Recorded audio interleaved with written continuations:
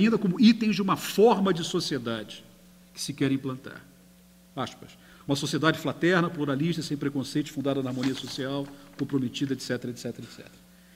Em termos resumidos, o preâmbulo estabelece a autoria da Carta, seus propósitos mais gerais e indica a forma de sociedade que quer tornar vigente como condição material para os seus próprios propósitos. O preâmbulo serve ainda de instrumento à interpretação dos dispositivos inseridos na Carta. Nessas condições, não é lícito interpretar qualquer norma constitucional em desacordo com o preâmbulo. Essa é a astúcia dos constitucionalistas. Né? Trata-se de um modo inequívoco de afirmar que o preâmbulo importa para o desenho da Constituição e do tipo de ordenamento social que ela preside. Em outros termos, é um equívoco hiperrealista, frequentemente praticado pelos institucionalistas, considerar o preâmbulo como peça retórica e vazia. O passo seguinte da fabricação constitucional do mundo, de 88, consiste no título dedicado aos direitos e garantias fundamentais, composto pelos 4 primeiros artigos da Constituição. Fiquem tranquilos que eu não vou comentar a Constituição toda. Tá? Trata-se de 259 artigos. Né? Trata-se, antes de tudo, de definir simplesmente o que é o Brasil. Mais uma vez, o laconismo da Carta de 67 é largamente ultrapassado. No seu primeiro artigo, a Carta de 67 dizia o seguinte, definiu o país nos seguintes termos: o Brasil é uma república federativa, constituída sob regime representativo pela união indissolúvel dos Estados, Distrito Federal e territórios. Ponto. Fim. Nos novos termos, o conceito de país, se é que a gente pode chamar assim, é redefinido. Como é que é isso? A República Federativa do Brasil passa a ser o sujeito do artigo e é apresentada como formada pela união indissolúvel dos Estados, municípios e pelo Distrito Federal. A tal apresentação descritiva acrescenta-se o modo pelo qual ela se constitui. Ela constitui-se em Estado democrático de direito, dotado de 5 fundamentos, apresentados uma série de incisos enorme. Quer dizer, uma série de incisos de igual quantidade, 4 só. As consequências que são grandes. Soberania, cidadania, dignidade da pessoa humana, valores sociais do trabalho, da livre iniciativa e o pluralismo político. Trata-se de uma reconfiguração forte da tradição imediatamente anterior. Suprime-se o atributo regime representativo como aquilo que constitui a República e acrescenta-se em seu lugar, isso é importante, e com a mesma função textual, nada menos do que o conceito central da Constituição, a saber, o de Estado democrático de direito. 2 aspectos devem ainda ser considerados para que tenhamos uma ideia mais definida do que aqui designo como Demiurgia 1988.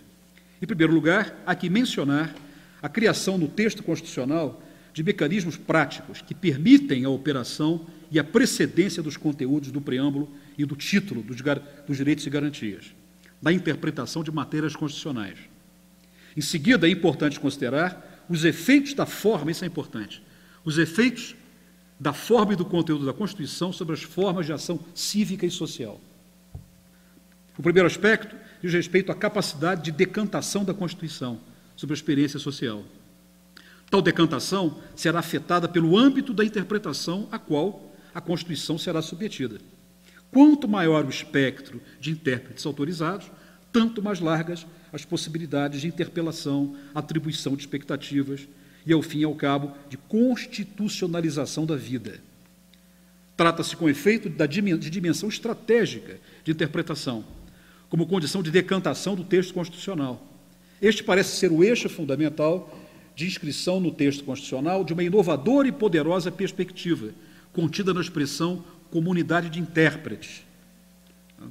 Tal como assinala Peter Aberle, que é um constitucionalista alemão, seu criador dessa expressão, no processo de interpretação constitucional estão potencialmente envolvidos todos os órgãos estatais, todas as potências públicas, todos os cidadãos, todos os grupos, não sendo possível estabelecer-se um elenco fechado ou fixo com números clausos de intérpretes da Constituição. Fecha aspas. A ideia de comunidade de intérpretes traduz-se no plano prático pela criação de um conjunto de institutos cuja finalidade é a de superar a distância entre o sistema de direitos assegurados pela Constituição e o mundo da vida. Na listagem abaixo, que faria logo a seguir, tais institutos aparecem enumerados, assim como os sujeitos dotados da prerrogativa de empregá-los, e que, por esta via, compõem a comunidade constitucionalmente reconhecida de intérpretes. Vamos ver. mandatos de segurança coletivo podem ser impetrados por partidos, organizações sindicais, entidades de classe, associações legalmente constituídas na defesa de seus associados. Ação popular. Qualquer cidadão é parte legítima para postular a anulação de ato lesivo ao patrimônio público ou de entidade na qual o Estado participe. Denúncia direta ao Tribunal de Contas de irregularidades. Qualquer cidadão. Mandato de injunção. Sempre que a falta de norma regulamentadora torne inviável o exercício de direitos e liberdades constitucionais e das prerrogativas inerentes à nacionalidade, à soberania e à cidadania, pode ser impetrado por qualquer cidadão, grupos, associações, partidos e sindicatos. Por fim, ação de inconstitucionalidade. Pode ser proposta pelo Presidente da República, Mesa do Senado Federal, Câmara de Deputados, Assembleia, governadores, procuradores, etc., etc., partidos políticos, representação no Congresso, por confederações, sindicais, etc., etc. Quer dizer, um conjunto, portanto, de instrumentos que fazem com que aqueles princípios abstratos possam ter concretude. O segundo aspecto acima mencionado diz respeito às implicações da forma e do conteúdo da Constituição sobre os padrões de ação cívica e social. Esse é o último ponto que eu considero, e que, do meu ponto de vista, é fundamental. As implicações da forma e do conteúdo da Constituição sobre os padrões de ação cívica e social. Como pode ser visto de modo claro, o texto constitucional de 88 recusa uma ontologia do social fundada em premissas antropológicas e éticas de corte utilitarista. Em seu lugar, emerge uma teoria da agência democrática com tituras novas. Em outros termos, trata-se de uma ideia de democracia como acesso a direitos constitucionais, dotados de implicações positivas sobre a configuração da forma e da substância da vida social. O cidadão democrático, nessa nova chave, é um sujeito constituído por direitos, cuja vigência plena exige a sua atenção cívica e suas energias políticas e cognitivas para pôr em movimento os mecanismos de jurisdição constitucional. Embora a Constituição não tenha sido restritiva no que diz respeito à organização partidária e à representação política, em geral, a perspectiva de concretização dos valores constitucionais parece não transitar por aqueles domínios, do domínio da representação. A Constituição reveste-se de uma aura emancipatória que pretende representar a vontade geral e definir o horizonte de sua felicidade pública. O que emerge é uma forma de representação simbolizada nos valores da Carta e tornada funcional pela ação dos operadores do sistema de justiça, Judiciário e Ministério Público. A demiurgia escrita na Constituição exige ainda ação contínua de diversos demiurgos de segunda ordem, os operadores do sistema de justiça. A demiurgia 88 partiu também de uma ficção a respeito da condição originária brasileira. Ao fazê-lo pela mão dos constitucionalistas democráticos, afastou-se, no entanto, de duas tradições que antes haviam imposto a sua presença na história republicana. Tradições distintas, mas que por vezes se aproximaram e produziram efeitos combinados. Refiro-me tanto à já mencionada condição insolidária, aqui simbolizada por Oliveira Viana, quanto a outra, que se afirma ao longo dos anos 50 em torno da imagem do povo brasileiro e de sua particularidade nacional.